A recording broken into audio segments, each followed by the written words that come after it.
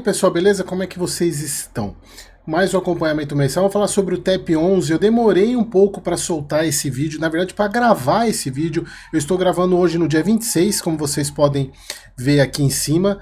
26, e esse vídeo sai amanhã, ou seja, você que está vendo hoje é 27 na hora do almoço, porque à noite, às 8 horas, tem uma live com a gestora, com o André Nardi, gestor do TEP 11, para a gente falar sobre o CRI. Porque é o seguinte, pessoal, como vocês sabem, o TEP 11 ele tem uma parcela para pagar de 55 milhões agora em dezembro, referente à compra do grupo do prédio GPA, do Pão de Açúcar. E, obviamente, a estrutura toda, quando foi comprada, era se esperando uma emissão. Porém, a situação de mercado fez com que a cota desabasse de todos os fundos, inviabilizando uma emissão, sobrando apenas a emissão para ser feita. Obviamente, ele não venderia, não tem ativo para ser vendido. Então, seria a securitização. E já tinha sido falado que a gestão, nos relatórios anteriores, que a gestão estava estruturando e que seria informado agora em dezembro esse CRI. Como que seria esse CRI. Porém, no relatório não saiu. O relatório sai sempre no começo do mês. Então eu fiquei esperando, obviamente, sair alguma documentação e eles soltaram um fato relevante espetacular explicando sobre sobre essa estruturação, que é o que eu vou trazer para vocês hoje. E aí, pessoal, se vocês tiverem alguma dúvida ainda sobre isso, participem da live hoje, que o André ele vai explicar em maiores detalhes tudo isso que a gente vai ver agora nesse vídeo. E se vocês, obviamente, tiverem dúvidas, participem, porque vai ser bem bacana, até para a gente ver as perspectivas para o mercado para o ano que vem. Não vai ser a live apenas só do perfil da dívida, e sim do futuro, como é que a gestão enxerga o futuro para 2025. Então, não perca a live hoje à noite, beleza? Então vamos lá, mais um mês acompanhando o TEP 11, o relatório agora de novembro de 24. O fundo cota de mercado 82,80, deixa eu ver aqui quanto que ele está. Deixa eu... caramba, o que eu fiz aqui? Deixa eu abrir aqui. Deixa eu ver quanto que ele fechou. TEP 11. 78,05, então ele caiu mais ainda, 78,05, caiu um pouco mais. Dividendo por cota de 78 centavos, mantendo o dividendo. Continua com a vacância zerada, que acho que essa é a principal característica desse fundo, é a vacância. Acho que é muito o reflexo do que a gestão faz desse fundo. Aqui a leitura de mercado, pessoal, tem só gravei aqui, grifei o segmento de fundos imobiliários sofreu impacto negativo devido à forte correlação com o movimento da curva de juros. Acho que vocês já estão carecas de saber sobre isso. Bom, sobre o fundo, o momento do fundo, o TEP se mantém 100% locado pelo 14º mês consecutivo, e encerra novembro como fundo de lajes presentes no IFIX com menor deságio em relação à cota patrimonial. Não sei não, viu? Não sei não, porque o PVBI está bem descontado também. Cota foi de 82, dividendo de 78, dividend yield analisado de 12%, que para fundo de laje é meio surreal. Se a gente for ver, o PVBI mesmo com o deságio, ele está pagando acho que 9%. Também o dividendo dele está baixo por causa de tudo que vocês já sabem. O relatório desse mês eles fizeram um destaque para custo condominial por metro quadrado de área BOMA de cada ativo, com uma análise comparativa em relação à média de mercado. Isso acho que é muito em função do que a gestão vem fazendo para reduzir os custos, ou seja, reduzindo as despesas do fundo. Aqui eles falando por cada ativo, né, o Passarelli ele tem uma média de R$ 15,84 por metro quadrado, e enquanto que a média na área é de 24,12, eles pegaram esses dados no Sila, né, eles pegaram no Sila.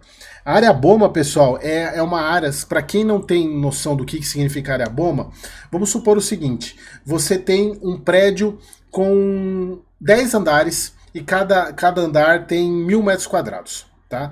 Sendo que o prédio ele tem uma área que é de uso coletivo.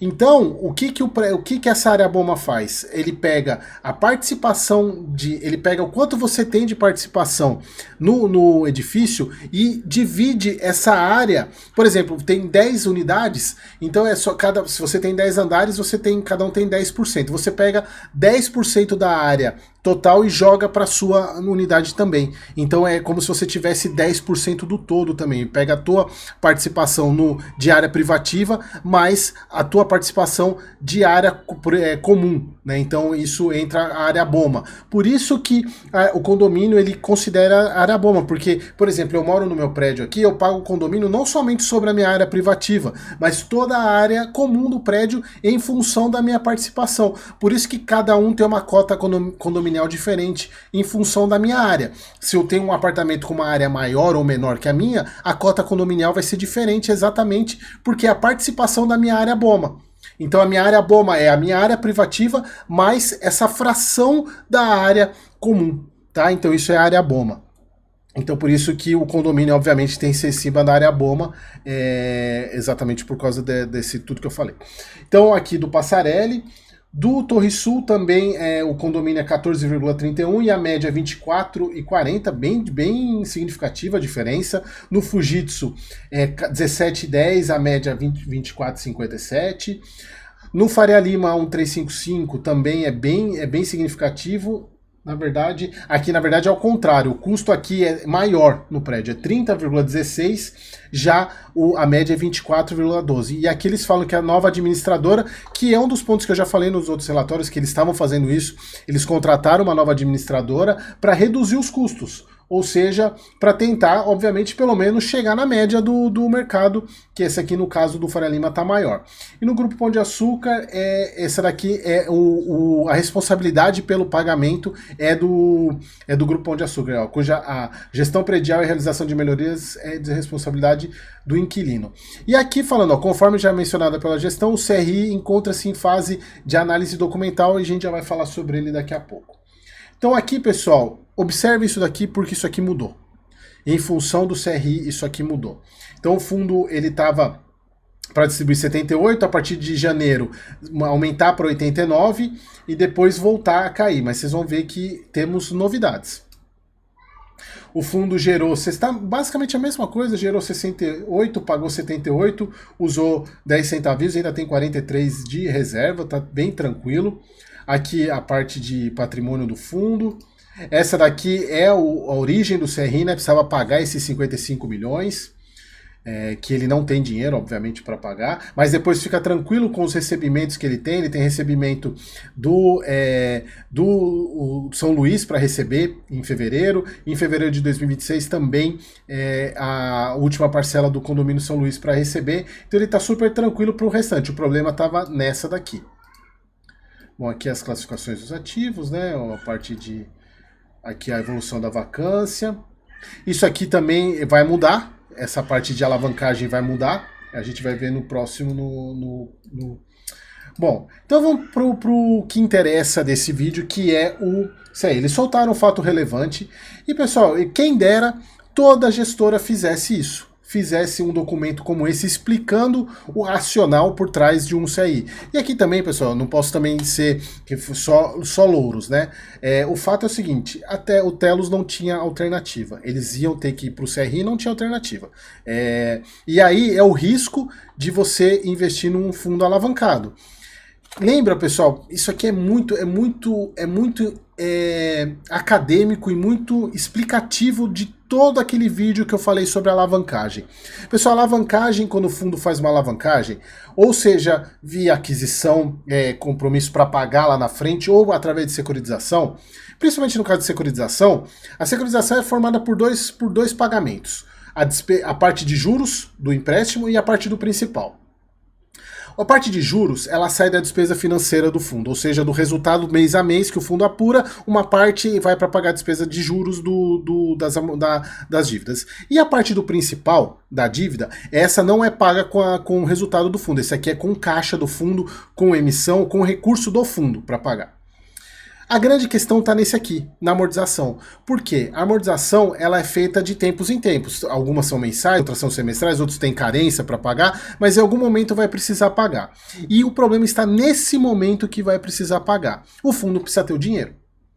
E aí, como vocês viram, não sei se o vídeo acho que o vídeo do BRCR vai sair depois. Ele tem umas alavancagens para pagar, ele não tem dinheiro. O que ele vem fazendo? Ele vem rolando a dívida. Por sorte, ele vem melhorando os indexadores. Ele rolar a dívida é você pegar um empréstimo para pagar um novo. Para pagar um antigo, pegar um novo empréstimo para pagar um antigo. Só que esses novos que ele está pegando, a taxa é melhor do que o anterior. Então está sendo positiva essa rolagem de dívida. Só que aí depende muito das circunstâncias de mercado. Tem que ter sorte para isso acontecer. E no caso da amortização, de um fundo alavancado, a amortização chega e o fundo precisa pagar. E o TEP, e aí a gente vê, por exemplo, o HSML, que fez emissão abaixo do VP. O TEP, se ele fizesse uma emissão abaixo do VP, acabaria com tudo aquilo de bom do fundo, porque a cota está muito amassada. Seria uma destruição de valor do patrimônio. E obviamente que eles se comprometeram a não fazer isso. Não sendo possível, seriam duas alternativas, ou vender imóvel, na verdade três, né? Vender o imóvel, pedir pro devedor postergar o pagamento, porque aqui não é um caso, não é um pagamento de juro, é um pagamento de compromisso de uma aquisição. Então ele se comprometeu a pagar esse valor agora em dezembro. E outro seria a securitização. Obviamente que a rolagem da dívida, o devedor, quem vendeu o ativo para ele não quer fazer isso, então só sobrou a securitização. E aí teria que ser uma taxa boa. E me parece, eles já tinham falado que a taxa era boa e parece que sim. A taxa é boa. Então falando aqui o CRI falando sobre o fundo captou 62 milhões, e se a gente for lembrar, a dívida é de 55. Cadê? 55, então eles captaram um pouco a mais do que eles precisavam. Ó, a taxa de IPCA mais 8,17. É uma taxa até que, se a gente for pegar hoje o que a gente está vendo de juros, né, das NTNBs, está um pouquinho acima, não está dando nem 1% de spread, o que é muito bom. A gente está falando de um crédito privado aqui. Então, em tese, parece ser muito bom. E eles falam aqui, ó, parte dos recursos será destinada à segunda parcela do GPA, enquanto o restante atenderá às obrigações do caixa do fundo, que ele precisa, obviamente, né? Então, bom, eles aproveitaram e pegaram um pouquinho a mais. Então vamos fazer, eles fizeram um racional aqui muito bom. E eles falando aqui, pessoal, que quando eles fizeram a compra, esse pagamento de dezembro já estava direcionado ou para emissão de novas cotas ou uma operação de securitização. Obviamente que devido à situação de mercado, essa primeira opção foi para o saco. Então só sobrou a operação de securitização. Então a gestão realizou um estudo sobre a precificação de risco do Grupo Pão de Açúcar como inquilino. Por quê? Eles usaram os recebíveis do aluguel, do pagamento, como lastro para essa operação. Então a despesa financeira vai sair desses aluguéis, o que é muito bom. Então, olha só, a gestão estruturou a operação de aquisição do ativo com alavancagem via CRI, financiando 62 milhões a taxa IPCA mais 8,7, inferior ao cap do ativo, 8,94, ou seja, é um carrego positivo. Nesse caso, é mais, por exemplo, qual foi o vídeo? Foi do HGBS, que eles fizeram a TIR da compra, e a TIR mostrando que é um carrego positivo, só que é projeção de resultado. Aqui já é um dado concreto. Então, de fato, é um carrego positivo. Por isso que, além de a taxa ser muito boa, não muito boa, muito boa é exagero da minha parte, mas é uma taxa boa comparado com o que nós temos hoje, a situação de hoje. Então tem um carrego positivo. Eles falam, durante os primeiros 24 meses, período que o CRI terá carência, ou seja, a carência vai bater muito com a carência do outro CRI que o fundo tem. Então ele vai passar aí 2 anos sem precisar se preocupar em usar caixa, ou vender ativo, emissão, para poder amortizar esse aí. Ele só vai pagar despesa financeira. O CRI tem carência de amortização do principal, a distribuição dos dividendos gerada especificamente por esse ativo será 2,5 superior à relação de um cenário de emissão de cotas, totalizando aproximadamente 6 centavos por cotas adicionais no período projetado. E é aí que entra o pulo do gato, porque o fundo ele aumentou os dividendos, a projeção de dividendos, e isso que eu falei agora acima já dá um indício do porquê. Por causa do cenário de emissão de cotas, e você já vai entender o porquê disso. Então, primeiro, só para os termos de securitização, carência de 24 meses, IPCA mais 8,7, e aqui outro ponto muito interessante. O CRI foi dividido em duas séries. A série de uma de 12 milhões e 500 e a outra de 49.500, sendo que a primeira não tem multa de pré-pagamento, ou seja, o fundo pode pagar, quitar essa dívida a hora que ele tiver dinheiro, sem incorrer em multa. Isso é muito bom, porque ele reduz a alavancagem. Já a segunda parte, ele não pode quitar em menos de 1 ano e meio. E se ele resolver quitar, ele vai ter, obviamente, uma multa aí para pagar de pré-pagamento. Mas essa primeira aqui é muito bom. Então isso aqui é um ponto positivo porque já permite com que o fundo reduza a alavancagem a hora que ele tiver recebimento, que entrar aí do fundo ou o cenário de mercado melhorar, e ele faz uma emissão aí para poder reduzir isso. E aqui que entra o ponto. Se vocês lembrarem, o Guidance a partir de fevereiro, de janeiro, né? Aqui, ó. Ele estava, a partir de janeiro, 89, fevereiro 89. Eles mantiveram janeiro 78, mas fevereiro passou para 95, ou seja, 6 centavos a mais, que foi o que eles falaram. E qual é a explicação desse aumento? Porque é o seguinte, na projeção que eles fizeram, eles tomaram como premissa uma emissão de cotas. E a emissão de cotas, a partir do momento que você faz uma emissão, você aumenta a base de cotas para você dividir o mesmo resultado do ativo, que já está pagando. Então, por isso que eles colocaram lá que a cenário de emissão de cotas, não fazendo emissão, possibilitou que os dividendos que o ativo paga seja 2,5% acima maior. Então, por isso que propiciou com que o fundo pague 6 centavos a mais, porque ele não vai ter uma quantidade de cotas a mais para distribuir. Obviamente, pessoal, que isso também está considerando que você vai ter a despesa financeira entrando e aumentando também a despesa. Então isso é um ponto que não ficou muito claro aqui, e essa é uma pergunta que eu vou fazer hoje à noite. Como é que eles consideraram a despesa financeira, o quanto que a despesa financeira vai impactar disso? Porque aqui não fala nada sobre a despesa financeira. Então falando aqui, ó, funciona a contratação do CRI, a alteração do guidance, a projeção era de 89 por mês, passando a ser agora a 95, né? Ajustado a 95. Esse ajuste, ao fato, a projeção considerava a emissão, então você tem como você mantém um número de cotas sem alteração, você pode aumentar os dividendos, né? Então a gestão passa a informar que as bandas também aumentaram, né? As bandas de distribuição 95, 92 a 98, e aí volta em julho de 25 a reduzir para 74. Então, na verdade, acaba que você tem um ganho aqui, mas tem uma perda aqui de 4 centavos, muito em função dos pagamentos que o fundo vai precisar fazer. E a alavancagem, obviamente, sobe para 22,9%, é um aumento. As amortizações começam só lá em 2026, os dois CRIs começam bem pouquinho, então o fundo, eles até colocam aqui, né, ó. Aqui eles fizeram a questão de caixa do fundo, né? Ó, as projeções demonstram que o fundo possui capacidade financeira para honrar seus compromissos até junho de 27. Ou seja, a partir de junho de 27, ele vai ter que ter feito emissão ou vender ativo, porque senão aí dá ruim. aí dá ruim. Mas a gente está falando, pessoal, de praticamente 3 anos, né? A gente já vai ter passado a eleição, inclusive, aqui, né? A gente já vai estar no meio do próximo governo. Torcendo para que não seja o mesmo, mas então já vai ser outro governo. Então, assim, eles estão, eu acho que está muito tranquilo, não tem problema nenhum em relação a isso. Gostei muito desse documento. Fizeram um Q&A aqui de pergunta e resposta, mas aqui acho que tudo que eu tava aqui eu já falei, né? Eles falam sobre as séries, 2 séries.